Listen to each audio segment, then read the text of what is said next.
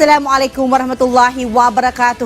Good evening Luzon, Visayas, and Mindanao. I am Princess Habiba Saripaudak. Welcome to Balitang Pambansa.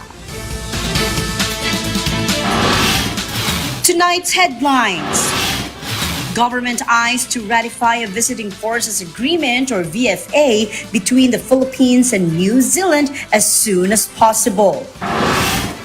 The lower house digs deeper into the activities of a company in Makati supposedly contracted by China to manage troll farms to be used for the upcoming midterm polls. The Commission on Elections, or COMELEC, eyes to disqualify several candidates for various offenses and violations.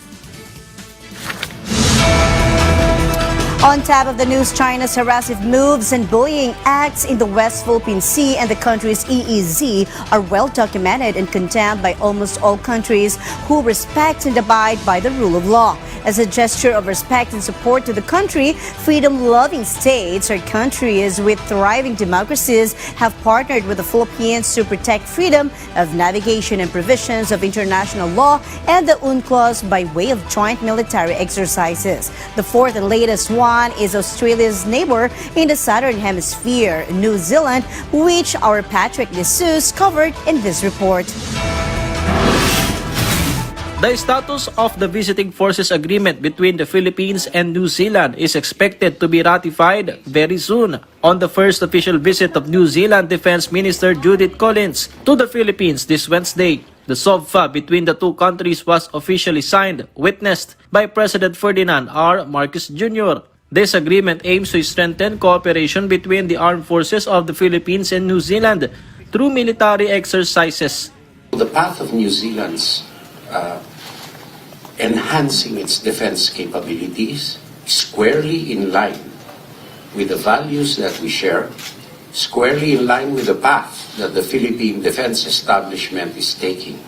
We're a maritime nation like the Philippines. We're a nation that relies on trade routes and we have respect for the law of the sea.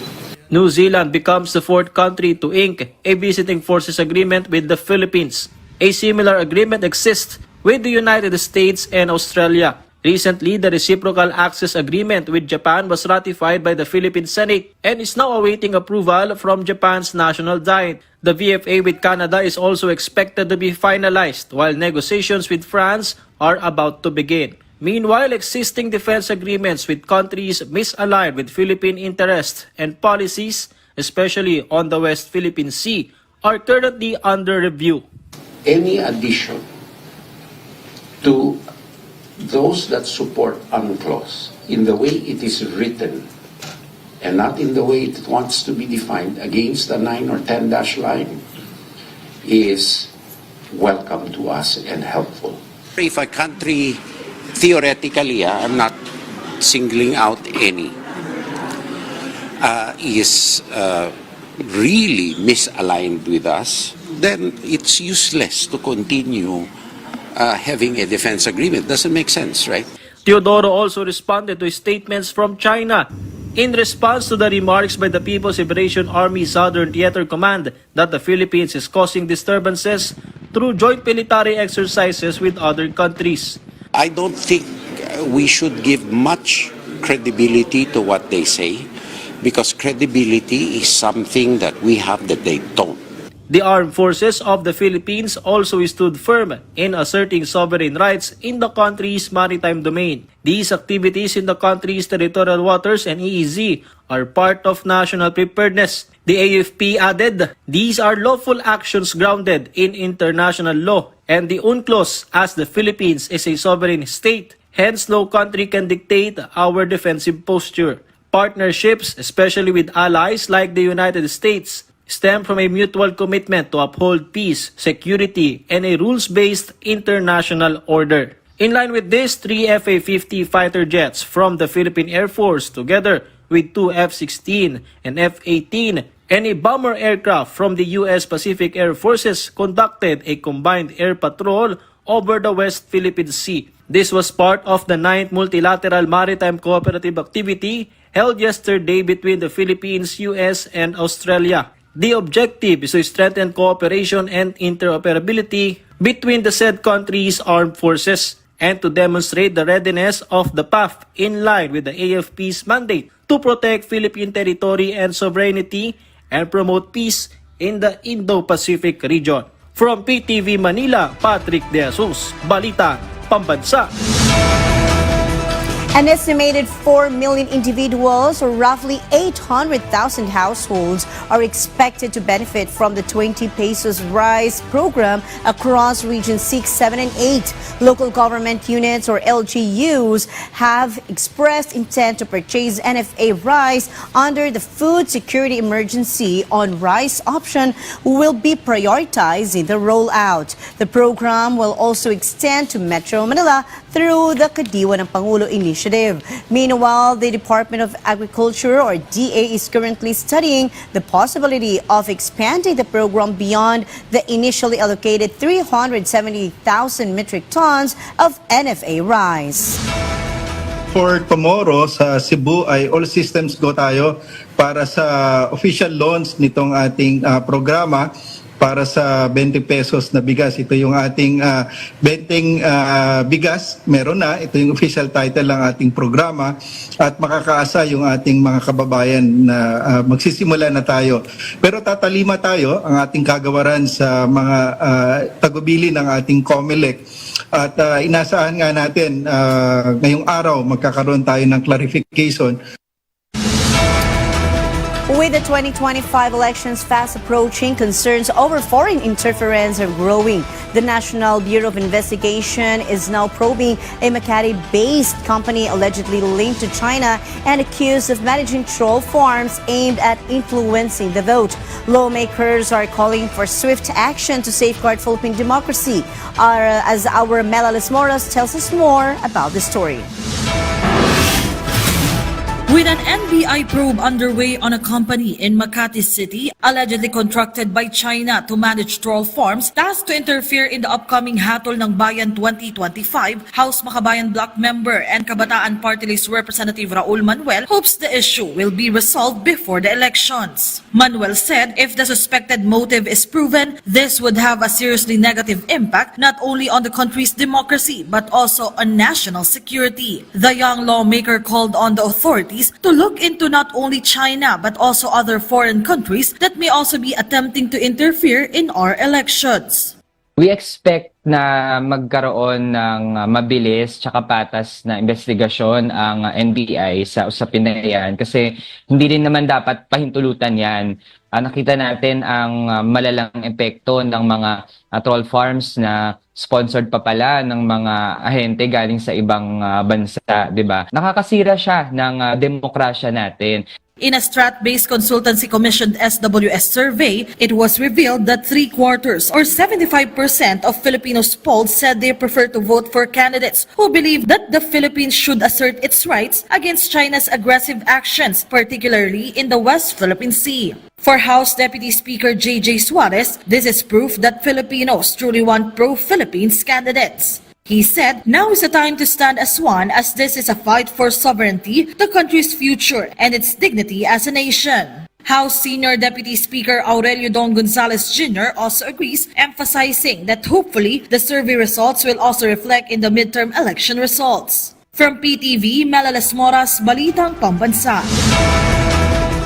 The Senate bets in the alyansa ng Bagong Pilipinas ruling coalition are giddy with excitement over their next stop tomorrow. Vote reach Quezon Province. Alyansa campaign manager Toby Chanco has one huge piece of advice to all his wards in the coalition when they face the people of Quezon tomorrow. Make them believe you can walk the talk. Our Mela Lesmora shines more light in this report. All is set for the next campaign rally of the Alyansa para sa Bagong Pilipinas in Quezon Province this Friday, to be led by President Ferdinand R. Marcos Jr. himself. Quezon is one of the Southern Luzon's most populous and politically influential provinces. According to Alyansa campaign manager Toby Chanco, they will work hard to win the trust and support of the province. He added their message is simple. They are here to serve, not just to speak. But even before the campaign rally, the administration's senatorial candidates continued to engage in various activities. Makati City Mayor Abby Binay held a meet and greet with TODA members, market vendors, solo parents, and other civil society organizations in Tuguegarao City. Former Senator Manny Pacquiao returned to Sarangani and promised genuine progress for the province. Meanwhile, former DILG Secretary Benhur Abalos is advocating for affordable housing. Senator Bong Revilla, on the other hand, has received widespread endorsements and support from various groups. Senator Pia Cayetano paid a courtesy call on Quezon City Mayor Joy Belmonte. Senate Majority Leader Francis Tolentino held meetings with various sectors in Rizal and Zambales. While House Deputy Speaker Camille Villar received warm support in Bataan as well as in Bohol, which she previously visited. From PTV, Melales Moras, Balitang Pambansa. An estimated 3.2 to 3.5 million passengers are expected to benefit from the free train rides on the LRT and MRT lines from Wednesday, April 30, and that's today, to Saturday, May 3, as part of the government celebration of Labor Day this year. Department of Transportation or DOTR Secretary Vince Dizon shared the good news, calling the initiative a tribute to Filipino workers in honor of Labor Day. Commuters welcomed the move, saying it offers much needed relief, especially for regular train riders. Meanwhile, President Ferdinand Marcos Jr. announced the free rides for all MRT3, LRT1, and LRT2 in celebration of Labor Day. According to the President, this initiative aims to recognize the sacrifices and contributions of the employees, not just for the economy, but to society in general. Also, the free rides will not just be available for workers, but all passengers as well. There are also no specified window hours, and it can be used anytime for 4 days. The free ride started today and it will end on May 3. The palace considers the arrest of Chinese national caught near the Commission on Election, or the COMELEC, allegedly in possession of espionage equipment, a national security issue. According to Palace Press Officer Undersecretary Claire Castro, the situation is alarming and warrants a thorough investigation. Meanwhile, the palace will await the results of the final investigation before making further comments on the matter. The camera never lies, and for sitting General Luna Mayor and wannabe Congressman Matt Erwin Florido, he has a unique and uninviolable distinction among all candidates seeking to win in the 2025 midterm polls. The first to be disqualified by the poll body for transgressing its most sacred pre-election day law, vote buying. Our Luisa Erispe fills us in with more details on Florido being caught in flagrante delicto in this report. The Commission on Elections First Division has officially disqualified a candidate for alleged vote buying this 2025 midterm elections. Based on the resolution, the candidate is Matt Erwin Florido, an incumbent mayor from General Luna and a congressional candidate in Quezon Province. Florido is the first candidate who was disqualified after being caught in the act distributing money amounting to 2,000 pesos.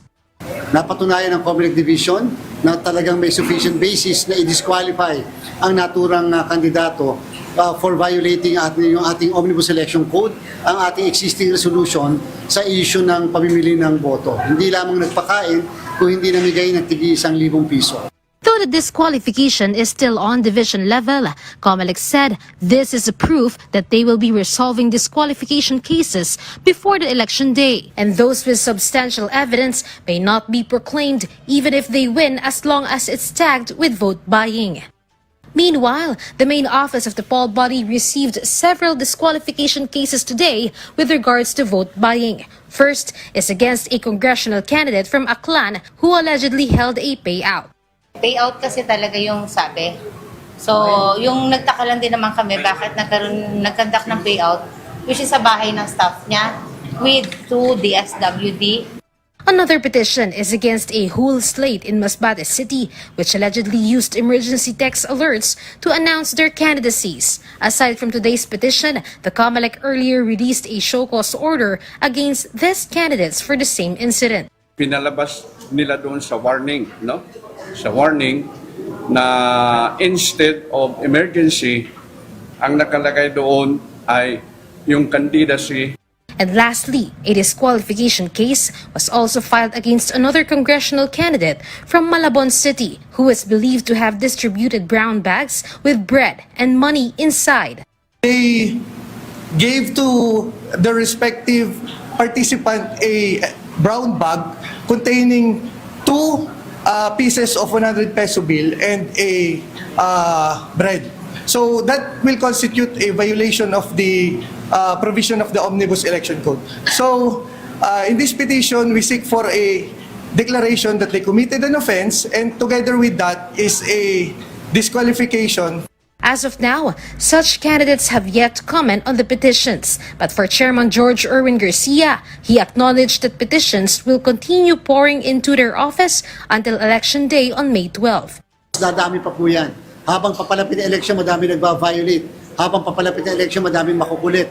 Habang papalapit ang eleksyon, mas lalong madami pong nagkukumit ng vote buying at paglabag sa ating pong mga patakaran. And therefore, asahan nyo, hindi lang madodoble, mati-triple or quadruple times pa ang mga mapapal na disqualification sa atin.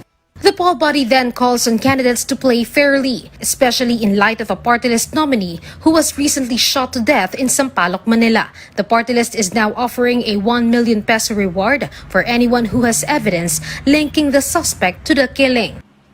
We are offering a reward. We could raise 1 million if you give us good evidence and give it to the law to the government and the law enforcement in charge of the investigation. Kamalek condemns the incident. Hindi kinakailangang bala ang ating pinapanaig dito sa demokrasya, dapat balota. So ako po naduduwagan sa mga taong gumagamit ng karahasan para lamang makuha nila ang simpatya o ang atensyon ng sambayanan. Irespeto sana natin ang buhay. Hindi po dapat may nagbubuwis ng buhay ng kawalang kapararakan sa isang halalan. The Philippine National Police has yet to declare the incident as an act of election-related violence. From People's Television Network Manila, Luisa Erispe, Balitang Pambansa. People Television Network has opened a new regional station in Marawi City. Lanao del Sur welcomed by residents as a trusted source of local news and government information. PTV General Manager Attorney Robert Noguer shared President Marcos Jr.'s goal of bringing development and public service closer to Marawi City. Local officials see the station as a platform to promote transparency and highlight the region's stories of recovery and progress, bringing the government its program and the latest news to the people. The President is one with you in pushing the development of Marawi. He desires to bring the government programs and the news to the people. On the other news, a Chinese national was arrested near the Commission on Elections, or COMELEC, for allegedly possessing an IMSI catcher, raising concerns over possible foreign interference in the 2025 elections. Senator Francis Tolentino linked the arrest to other recent incidents, claiming a broader effort by China to influence Philippine affairs. The poll body assured that no election data was compromised. Meanwhile, House Speaker Martin Romualdez led the ceremony signaling the start of the construction of new health facility in Philippine Children's Medical Center. The capsule playing and groundbreaking rights for building the 20-story advanced pediatric services structure at PCMC was conducted earlier. This will eventually become part of the legacy specialty hospitals of President Ferdinand Marcos Jr. For his part, the House Speaker says this will be a big help for the life and health of the youth. The Department of Health, or the DOH, and the Department of Social Welfare and Development, or DSWD, have formally launched the Philippine Multisectoral Nutrition Project Information System. This means that it will greatly help in data collection and management to hopefully put an end or mitigate the spread of stunting and malnutrition nationwide. The PMNP Information System is a digital platform that can be used to rapidly target the delivery of nutrition and social protection programs to indigent communities throughout the country. Through its data sharing, the information collected or gathered will be unified and expedited to the DOH, DSWD, and local governments for better coordination and data-driven decision-making. Meanwhile, the government has called for the support to the rollout of the highly anticipated 20 pesos rice program, a promise that is now being fulfilled, which is set to benefit thousands of households across Visayas and select areas in Metro Manila. This and other stories in tonight's Business Wrap from the Philippine News Agency.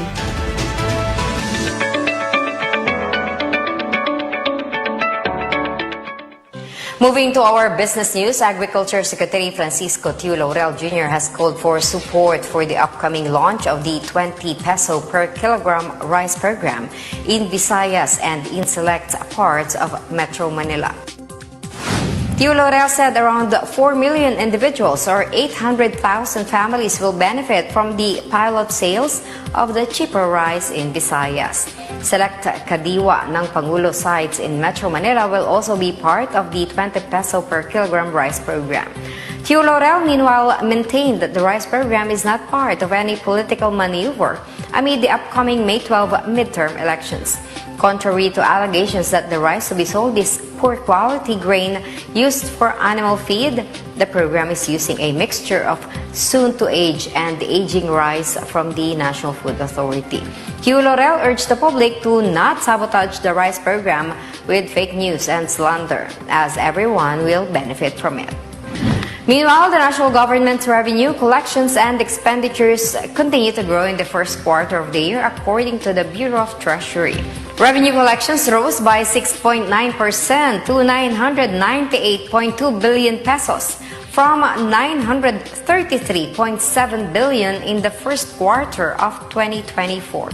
Tax collections increased by 13.55% to 931.5 billion pesos, citing the strong performance of the Bureau of Internal Revenue and the Bureau of Customs. Non-tax revenues dropped to 66.7 billion pesos from last year's 113.4 billion. On the other hand, government spending hit 1.5 trillion pesos or 23.8% of the full-year expenditure program. Expenditures in the first quarter of the year increased by 22.4% from 1.21 trillion pesos in the same period last year due to spending on infrastructure and protective social service programs. And that's the latest business news from the Philippine News Agency. This is Marita Muahe for Balitang Pambansa.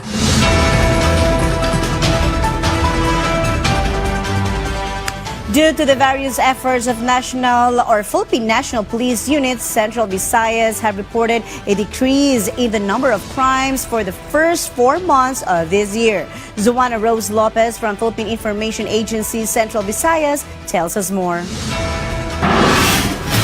The number of crimes in Central Visayas has decreased for the first 4 months of this year compared to the same period last year. Records from the Police Regional Office show that from January to April this year, a total of 198 focused crimes were recorded in the region compared to the 253 logged in the same period last year. Police Brigadier General Rodrigo Maranan attributed the decrease to the anti-crime operations.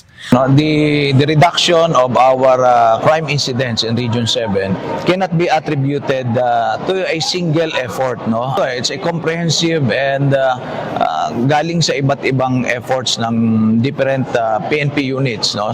Meron tayong peace and order formula, yung enhanced police presence.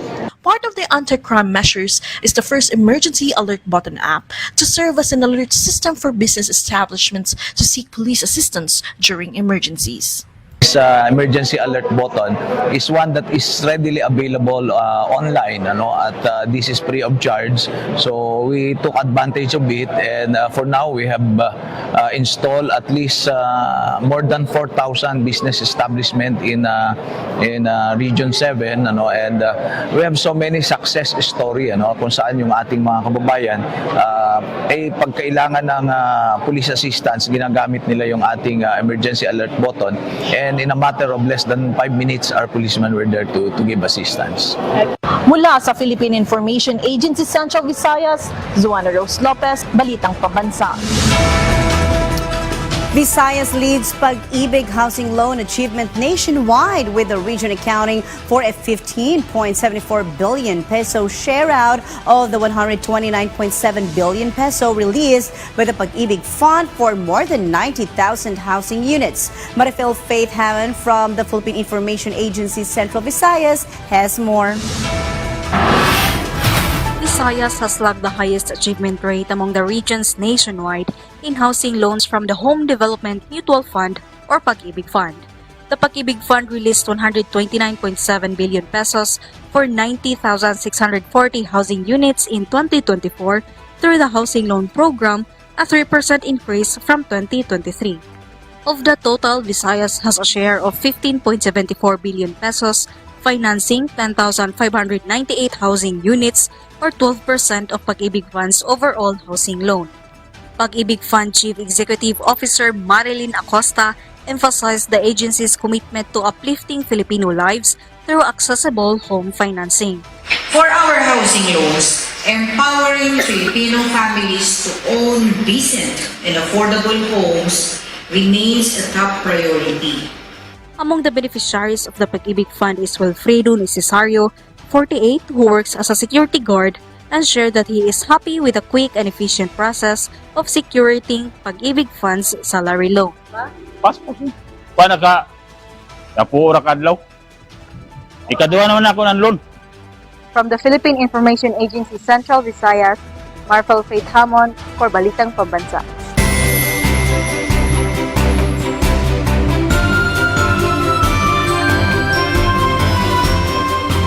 And for our weather update, more areas in the country will be experiencing hotter temperatures tomorrow, May 1, with a heat index reaching as high as 47 degrees Celsius. According to Pag-asa, Cavite City in Pangasinan and Batangas is expected to reach a 45 degrees Celsius heat index, while Metro Manila, Pangasinan, and Zambales may experience up to 44 degrees Celsius heat index. A heat index of 43 degrees Celsius will be experienced in Olongapo City, San Ildefonso, Bulacan, Camiling, Tarlac, Alabat, Quezon, and Masbate City. Other areas that will experience a 42 degrees Celsius heat index include La Union, Cagayan, Isabela, Tarlac City, Occidental Mindoro, Camarines Norte, and Camarines Sur. Heat cramps and heat exhaustion are likely when the heat index reaches the danger level, followed by a heat stroke with continued exposure. And that concludes our rundown of the latest, widest, and most comprehensive news and information from all across the nation. This is your trusted news source, always ready to inform and serve the Filipino people. Catch Balitang Pambansa again tomorrow at 7 a.m., 12 noon, 6 p.m., and 9:30 p.m. for more updates and developments. From Radyo Pilipinas, I'm Princess Habiba Saripaudak, and this is your Balitang Pambansa.